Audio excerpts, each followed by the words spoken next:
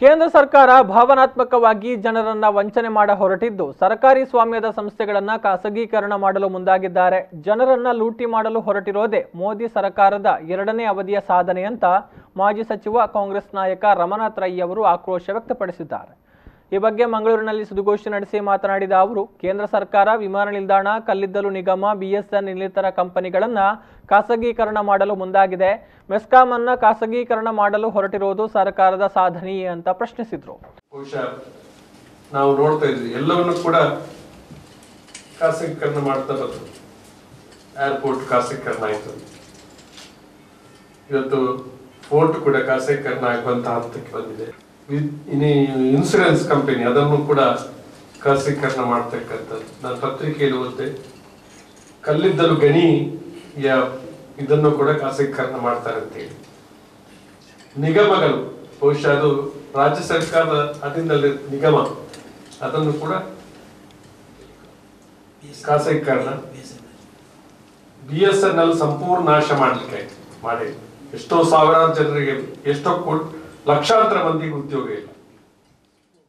ಖಾಸಗಿ ಕಂಪನಿಯನ್ನ ಬದುಕಿಸಲು ಸರ್ಕಾರಿ ಕಂಪನಿ ಮುಚ್ಚಲು ಕೇಂದ್ರ ಸರ್ಕಾರ ಒಂದಾಗಿದ್ದು ಜಿಯೋ ಕಂಪನಿಯನ್ನ ಬ್ರ್ಯಾಂಡ್ ಅಂಬಾಸಿಡರ್ ಮಾಡಲು ಮೋದಿ ಹೊರಟಿದ್ದಾರೆ.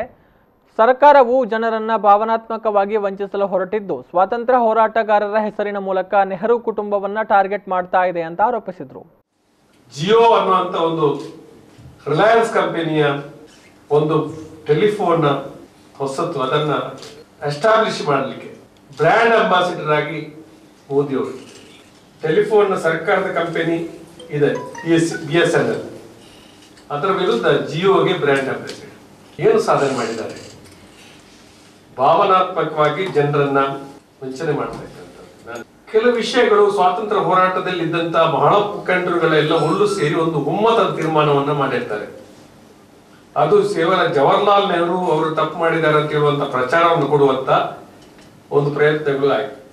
ಇನ್ನು ವಿದ್ಯುತ್ ಬಿಲ್ ವಿಚಾರವಾಗಿ ಮಾತನಾಡಿದ ಅವರು, ವಿದ್ಯುತ್ ಬಿಲ್ ಸಮಸ್ಯೆ ಸರಿಪಡಿಸುವಲ್ಲಿ ಸರ್ಕಾರ ಮೊಂಡುತನ ತೋರ್ತಾ ಇದ್ದು ಇಂತಹ ವರ್ತನೆಯ ವಿರುದ್ಧ ಹೋರಾಟ ಅನಿವಾರ್ಯವಾಗಿದೆ ಅಂತ ಸರ್ಕಾರದ ವಿರುದ್ಧ ಕಿಡಿಕಾರಿದ್ರು. ವಿದ್ಯುತ್ ಬಿಲ್ ಕುರಿತು ಗೊಂದಲವನ್ನ ಸರ್ಕಾರ ಇನ್ನೂ ಸರಿಪಡಿಸಿಲ್ಲ. 2 ತಿಂಗಳ ಬಿಲ್ ಅನ್ನ ಒಂದೇ ಬಿಲ್ಗೆ ಸೇರಿಸಿದ್ರಿಂದ ಬಿಲ್ ಹೆಚ್ಚಳವಾಗಿದೆ. ಬಿಲ್ ವಿಂಗಡಣೆ ಮಾಡಿ ಜನರಿಗೆ ಕೊಡಬೇಕಿತ್ತು. ಮುಖ್ಯಮಂತ್ರಿಯವರ ಮಾತನ್ನ ಮೆಸ್ಕಾಂನವರು ಕೇಳ್ತಾ ಇಲ್ಲ.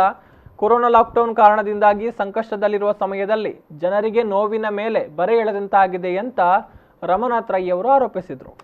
ಕೊರೋನಾ ವೈರಸ್ ಇರತಕ್ಕಂಥ ಕಾಲದಲ್ಲಿ ಸ್ವಲ್ಪ ಬಿಲ್ಲು ಜಾಸ್ತಿ ಬಂದಿತ್ತು, ಖರ್ಚಾಗಿ. ಆದ್ರೆ ಇವತ್ತು ನೋವಿನ ಮೇಲೆ ಬರೆತಿರ್ತಕ್ಕಂಥ ಒಂದು ಇದು ವಿಷಯ ಚಿಕ್ಕದು ಅಂತ ನಾವು ಉದಾಸೀನ ಮಾಡತಕ್ಕಂಥ ವಿಷಯ ಅಲ್ಲ.